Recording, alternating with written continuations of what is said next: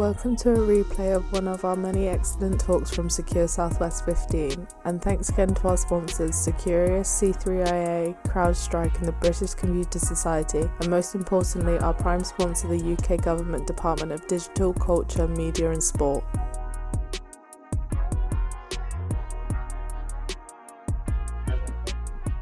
Hi Jonathan. Hey, good to see you all again. Can you hear me okay? Yep, all good. So I think you know these guys, you've just seen them. So my name's Dan Hathaway. I've, for my sins, been in cyber recruitment for a little bit longer than Rosie. I work with lots of different types of companies all over the UK, Europe and US, from grad to partners. So do lots of work in the same sort of areas as these guys. So also get involved in a few different initiatives and areas. I've been following Caps Locks, very interesting. So we're here to talk about how cybersecurity skills needs are changing in the industry.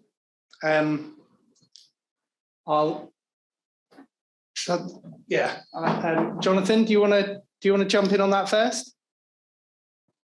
Yeah, sure. Straight in there. I guess we've been around for maybe 18 months in terms of what we've seen in cyber. So we're in a really good position in regards to what's needed right now in the industry. But even over the last 18 months, we've seen things like people having the opportunity to work remotely, etc. So we've got learners in Norwich who thought they'd never be able to get a role in Norwich, working for companies in London. And that's all, all down to the digital transformation we're seeing due to COVID. I think right now we're seeing a couple of hot topics, and that right now is, I think, cybersecurity culture and awareness and training. So we've had 8 graduates go into that sort of position, and CISOs really seem to be putting that near the top of their agenda in terms of trying to implement a secure cybersecurity culture within an organization. We're seeing good demand for that for our graduates, and maybe the top role right now is tier 1 SOC analysts for us. So intrusion detection and response has been a really hot topic as well. So we're seeing both internal SOCs, but also the managed service providers as well, ramping up their capabilities, which has been a hot topic as we stand this year. Brilliant. And Rosie, so what's been the largest change that you've seen in terms of skill requirements in the market? So I do IT and cybersecurity, and we're seeing cybersecurity requirements being in IT job specs, and that businesses want anybody that they're hiring, whether it's a project manager, whether it's an IT support analyst, to have some understanding of security. I think that kind of ties into what Jonathan's just said, but particularly things like AWS, the cloud. Everybody overnight had to shift boxes and laptops home, and suddenly there's so many more threats. So everybody's now hastily writing, home working policies, and actually cybersecurity needs to be part of that. Mm-hmm. I'm also finding, so I had my little boy at home. A lot of the mums on the mums chat didn't have a clue like what Teams was or how to do anything like that. So we asked somebody to put together a user guide for how to use Teams and how to keep them secure at home, which was a candidate I was working with. I asked him to do that for the school, helped with his portfolio. So it's in every part of our lives. Everybody who joins a business should be having, if they're working remotely, should have a cybersecurity policy now of this is how you work. This is how you work from home safely. So it is everywhere, not just in the cyber roles. And in terms of non-technical skills, have you seen what's been the biggest change on that side? Definitely being able to communicate, and being able to communicate everywhere. So being able to communicate with the board, being able to communicate with users. From a candidate perspective, candidates want home working, and that's not going to go away. We've had it for 2 years. We've made it work. Not everybody wants the same thing, but businesses that can be massively flexible and not just have a one-size-fits-all policy. It might be per department, it might be per business area. needs to be able to offer that, because candidates are demanding that. And like we just saw with those stats, there's 62% of people can't find talent. So if you're asking people to come into the office 5 days a week, your 62% is going to become 72% and 82% because somebody else will be snatching that talent. And the candidates, like Jonathan said, in Norwich can now work anywhere. You work in the US, you're based in the UK. I think Pete's friend, that he's still here, he works for a US company as their only UK candidate. So the opportunities there for candidates is massively scaled because of this flexibility now. Brilliant. And in terms of, Laura, in terms of what you've seen as the largest changes in terms of skill requirements, can you give us culture and awareness has been a big thing for me. I guess, going to what Rose was saying there, the whole working from home piece, people actually, staff wanting to, needing to understand more about how to be secure at home. Mm-hmm. They're demonstrating, I guess, a want to know more. Therefore, businesses are taking advantage of that now to actually, we can now build this into a business. We've actually got their attention now. So really capturing, that opportunity and building in people into the business that can actually develop that further and really embed that security culture. That's something that is I'm seeing a lot of demand for at the moment. Brilliant. And just saying it, the mindset of people actually, it's what Rose was saying about it's a distributed workforce, right? And businesses have really got to adapt and play to that strength because they're just they're not going to attract the people. And I know that it's a subject close to your heart and you do a lot of work in it, but in terms of clients are clients asking for diverse shortlists or long lists, and how do you facilitate it when a client says we want more women or we want more people of different colour or ethnicity or Well, it's about how do they, what are they going to it's always about what's in it for that person. Mm-hmm. It's not a driven market's a capital market, right? So it's what's in it for me. So it's how the conversation's framed. Yeah. Really, I would never say, okay, I'll give you a short list of 10 people with 5 women and 5 blokes or whatever. Mm-hmm. That's impossible, right? Because it's so unfair. So it's actually it's about attracting. You've got to embed the right practices, behaviours and processes to attract those people in the first place. Mm-hmm. So if you make those changes to the business, you can see I will work with the business because they're committed to making those changes. So you mean in terms of writing the job ads, so it's framed towards different genders and but actually how do you deliver that? Based on it's all great saying something. It's like the diversity box ticking thing. And actually, how's it equitable? Yeah. How's it inclusive? And how do you create that culture? And it's all right saying, okay, agency, find me 5 women and 5 men, or whatever that diversity is. But if I find you 5 women who've all been at the same university on the same course and live in the same area and they're all friends, they're not diverse anyway. No. They all think the same. Mm. There's diversity of thought is what is important. And one of the key things with the BAE programme was, have you got the frameworks already within your business? So flexible working, flexible hours, things that we know the workforce wants. And this was pre-COVID. They already did that. They already did. You can pick and choose your hours. You have so many hours of the week. How you work them is completely up to you.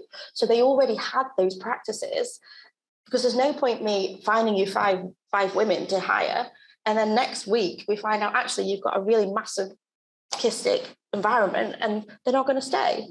So actually the inclusion needs to come first before the diversity, because you need to have those practices. And you can be an all male business and be pro, men as allies. You can have great working practices, but it's just by chance that so far you've only got men in your business or certain type of background. So do you find that clients are asking for this? And if so, are they benchmarking you as a recruiter? And are they are they committed to I think diversifying, or are they committed to being able to put stuff on Twitter saying we've got more women now? Yeah, I think pre-COVID we used to see diverse shortlists. I haven't seen it since, and I wonder, I speculate, is that because the gender pay gap, we had a year where nobody had to report, and it's going to come out again in April, and I wonder if businesses, the gender pay gap has increased, if then they start pushing that on us for more senior roles to hire more women to affect that.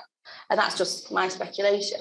But I think you just need to, you have to have an environment that is pro everybody, not just pro women, like pro the candidate, pro your employee. And it's not just about hiring, it's about inclusion and retention and letting people bring their best self to work. And you do that when you bring your whole self to work.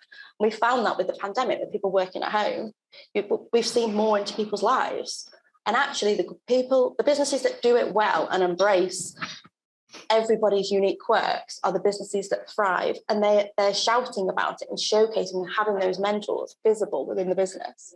But there's only a fraction of them is the problem. You know, it's, and the mindset of businesses is what frustrates me and what keeps me in business, really. It's because or those that actually want to change, that want to make a difference. Mindset is a huge piece around that mindset, leadership specifically in the business. So, you know, you say about well, this is not benchmarking recruiters, based on, you know, my funds have diverse clients, so candidates. And yes, businesses are crafty. You know, there's a lot of archaic. There's a lot of archaic mindsets out there. You must have see it as well. Like, you know, we want to make a difference. We want to make a change. We want to be people first business. We want to do this. We're committed to invest in our people. And then they start asking all the wrong questions. Okay, well, I'm driving down on the consultancy fees. We're driving down on price. What? And they just don't get it. They say the right things to get what they want, but actually they don't want to invest in the business. They don't get it. It's all about, you know, profit. It's about, you know, delivering the great service to the clients, but actually they don't understand they need to deliver great service to the employees. I actually find it's smaller businesses that do it well. I can see Jonathan smiling there. So for example, if you're a charity and you have a great problem to solve, you might think it's going to be really hard for me to attract talent because my salaries aren't necessarily going to be great. I'm in the profitable sector. But if you go out and say, these are the problems that we solve, this is what's great to work, this is why we're such a great company to work for, these are the children that we're saving, or whatever your mantra is, and like you've said, buy people into that mindset. You might not have the most highly paid workforce, but you'll get a great workforce that's part of your business and part of your culture. So purpose and mission, that's the point, number one priority. So I can sort of relate to, I mean, we were brought up to one of our B Corp clients once, and we were put in front of the head of people, and they said, we're here to talk about your numbers in terms of your gender and equality and diversity. And I sat there and thought, I haven't really researched this before I've come. And they said, you're our top supplier. And I was like, okay. And they said, we want to know what your secret is, what your process is.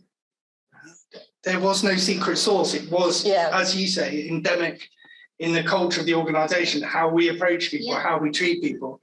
So that's really interesting. There's a lot of work that goes into, you know, creating that right workplace environment to attract and retain talent before you think about the bubble tea. Brilliant. So I know you've touched on a few of these. Actually, Jonathan, I feel like I'm ignoring you a little bit. Sorry, it's just that you're sort of omnipresent. Is there anything you want to pick up on that? On any of those points? Covered really, really well. And a fascinating conversation just to be omnipresent within. I think, you know, right now solving the diversity and inclusivity problem is difficult for cybersecurity employers. So I think one example would be NCC Group, who run a junior offensive security program. I guess it's a program which was designed by men, delivered by men, recruited by men. They tried to run a women-only cohort of such program, and still they found it really difficult to attract people to apply there. And when they look at their recruitment as a whole, they're seeing 16% women apply, and right now 16% women in industry. So I guess as a society, still those unconscious biases and things we need to do from an earlier stage in people's lives. But that's an entire different problem to talk about.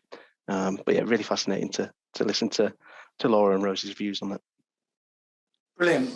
And similar vein, but in terms of how candidates need to changed post-COVID and work from home, what would you say are the biggest, the biggest changes? The pajamas aside, and Zoom in onesie. They very what's the word I want to use? They're very focused on what they want, and they don't want to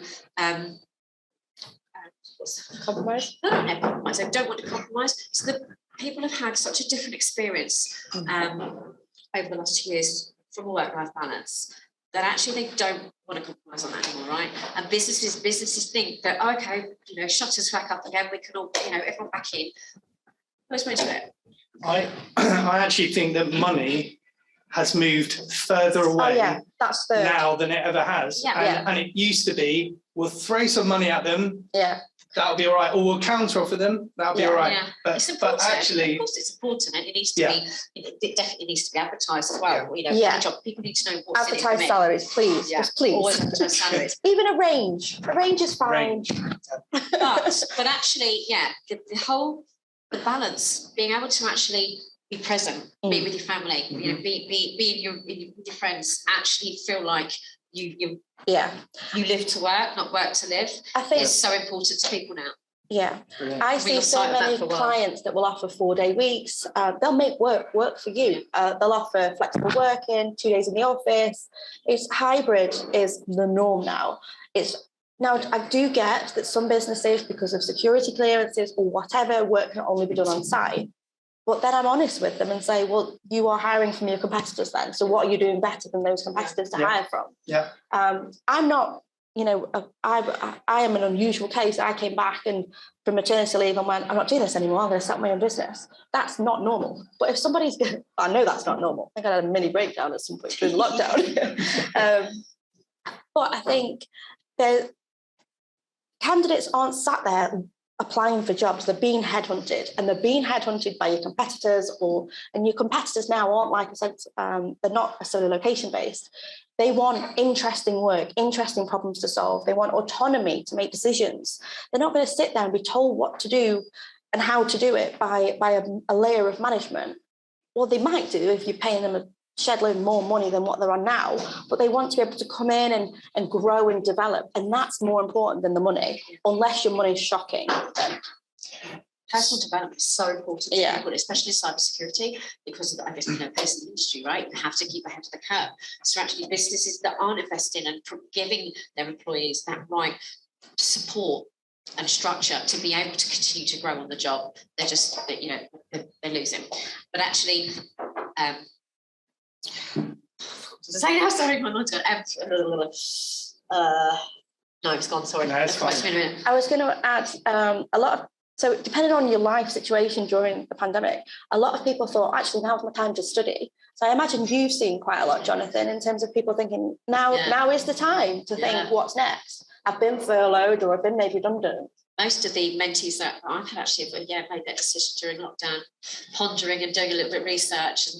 And one question I had, probably start off with Jonathan, was, do you think there's any big adverse effects for new starters that are working from home? Because I think back to the beginning of my career back in 1654, and basically, having that office culture, the water cooler, the 20 B&H, whatever it was back then, having that environment where you listen to other people, you learn, and we didn't call it mentoring back then, but it was definitely on the job training. Do you think that there is some loss there, or do you think that can be compensated with the power of Zoom, Teams, WhatsApp, whatever? Jonathan? Yeah, hear me okay? Have I froze? You froze. It looked like you were. Sorry. Blame Manchester's Wi-Fi. Yeah, naturally there'll be some losses there. I think historically companies are built to operate in person. Most of them have to be able to operate remotely. So maybe they're not built as well as they could be to facilitate onboarding remotely. I think here at Capsoc, we've grown from 3 to 16 completely remotely, and all of the Capsoc employees have been onboarded fine and have learned a lot. I think there's some massive benefits to gain, obviously, which completely outweigh the water cooler moments you might be able to have. We have tools, right? Got Slack, got Discord. Businesses have to think differently. They have to think outside the box to make this stuff work, because we are in a world of the distributed workforce now. Mm-hmm. So we have to find a way to make that work. And if they can't, then I think the businesses that do it well bring people in to collaborate and to do that collaborative working. And the social. Yeah. And then let you work from where you choose. Now, not everybody wants to work from home. Not if you've got kids at home, they do your editing. Not everybody wants that, but that's also important. It needs to be not a one size fits all. Like with IR35, that blanket approach, right, this is what we're doing. You will lose people, but if you make it an inclusive approach where you survey your workforce, survey the teams, it might be different. It might be harder to manage, but just because it's hard doesn't mean we shouldn't do it, mm-hmm. Especially if we want the best talent, because your competitors will.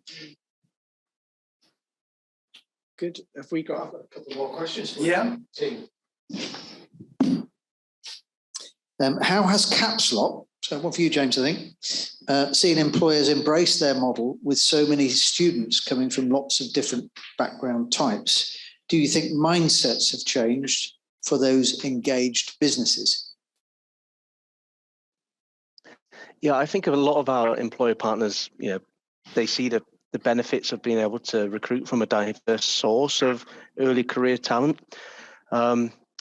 And I think as well, we're seeing a lot of the employers now investing in that early stage talent, because naturally, if you're looking for experience, that old adage of 2 to 5 years experience in cyber, it's extremely expensive to be able to recruit that. So we're seeing a lot of internal academies being set up by certain employers. So definitely a shift over the last 2 years of wanting to bring in the early stage talent and train them themselves. Thank you, James. And a second question for the panel. Is there a specific language to attract senior or post-maternity ladies coming into the industry that have never been on the radar? E.g., using analytical skills in a SOC role. Sorry, could you repeat that? Yeah, sure. Is there a specific language? Pete, can you ask the question? This is my question. This is your question. So I was getting Robin to do all my lazy work for me. No, what I was asking, because we've seen other diverse groups, in terms of you mentioned about language and in terms of wording, to actually trying to attract those ladies who've never ever been interested in cyber at all, but they've got skills like being able to do analytical stuff because they've come from a financial background, and actually from a forensics point of view, bring that word back into play and look at logs. Actually, they have a fantastic work ethic. How do businesses like forensic companies go? You're a really, really good type of talent pool, essentially. Do you like? So I like asking questions at the first 3 lines of a job advert. Do you like solving problems? Can you spot the anomaly in data? Are you great at spotting mistakes? Are you do you find you've got great influencing skills? So all the qualities, and don't get me wrong, men will have these qualities as well. But as long as we're not saying we're fast-paced, driven, they are male-coded words. With compassionate, caring. Do you care about making a change for good in the industry? So we can use those kind of words and position whatever that business's unique offering is as a pro for attracting talent. Get them involved on that mission. Just to add, I think GCHQ, if you ever see them at a fair or a show or InfoSec or B-Sides, they have quite specific puzzles, challenges, things that, pique the interest, I think, of different types of people at different stages of their lives. So whether that's neurodiverse, somebody that's bored and wants to engage with their grey matter again. So I think that sort of correlates a little bit. Yeah. And just a one-word answer from each of the panelists, please. This is not me from here. As a mature cybersecurity student coming to the end of my degree, what is the one thing, stroke skill, you would advise to invest in to improve my employability? And it's standing between us and coffee. So one word, please. James, you can go first. You're doing that now, James. Jonathan. Yeah. I'm calling you James now as well. One word's really difficult. I just think LinkedIn. Yes. Yeah. Yes. You said it first. Damn. I missed it. Sorry, what did you say? LinkedIn. Thanks, Jonathan. Well, personal brand. I'd say that. Yeah. And networking. Two. Networking or be really curious. Always ask why. I've got another one. Great. Great one would answer. Tribe. Yeah. So networking. Yeah. Find your tribe. Find your passion.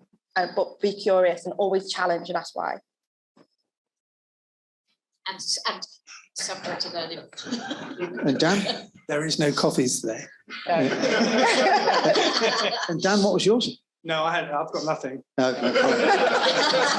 He needs a coffee, clearly. Well, thank you ever so much, panel. And that was really fascinating. Some really interesting points that emerged from that, just to bring that whole thread together. So very, very grateful. And thank you, Jonathan, James. It begins with a J. It's that time of day. So thanks ever so much for taking time to join remotely once again. Let's have some coffee.